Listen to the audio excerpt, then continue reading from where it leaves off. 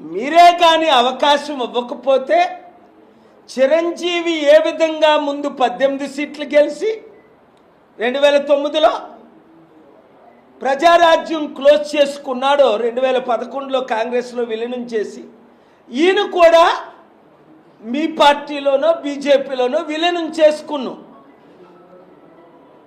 మరి మీకు సెంటర్ నుంచి వచ్చిన ఒత్తిళ్లు బట్ట ఒక వరల్డ్ లీడర్ అయ్యుండి 95 నుంచి 2004 వరకు ఒక నేషనల్ లీడర్ అయ్యుండి చంద్రబాబు నాయుడు గారు మీరు మోదీకి పాఠాలు చెప్పి నితీష్ కుమార్ కాంగ్రెస్ని నడిపించిన మీరు ఇంత దిగజారి స్థితికి ఇప్పుడే 9 నెలల్లోనే చేరిపోయారు అంటే ఇంకా 2-3 సంవత్సరాల్లో ఏ స్థితిలో ఉంటారో ఒకసారి గమనించండి. ఆ మహానుభావుడు స్థాపించిన ఎన్టీ రామారావు పార్టీని జనసేన పార్టీలోకి విలీనం చేసే పరిస్థితిలో మీరు ఉన్నారా?